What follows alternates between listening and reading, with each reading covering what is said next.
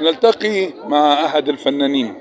عاطف حسن توفيق، فنان الفرقة القومية للمسرح وعضو فرقة الموسيقى العربية. بالنسبة للمهرجان بسم الله ما شاء الله، يعني مهرجان جميل حلو كويس.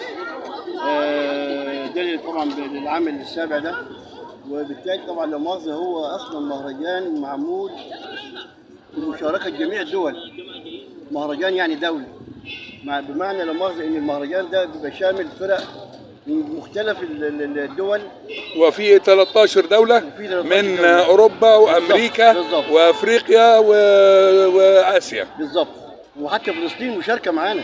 ما هو من ضمن آسيا. بسم الله ما شاء الله، يعني فلسطين طبعا عاملة شغل عالي وشغل جميل جدا، وبإذن الله لا مؤاخذة بإذن واحد أحد مهرجان موفق وكويس، ونتمنى له كل خير. النهارده كانت ليلة فلسطينية، أعجبتك الليلة الفلسطينية؟ بالتأكيد أكيد.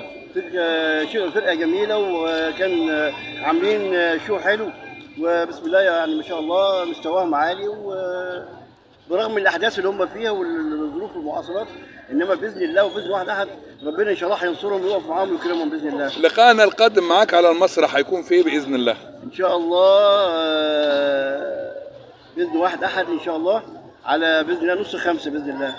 هيكون في مسرحيه هنا طبعا المسرح هتكون واخد بالك ابن عروس ان شاء الله.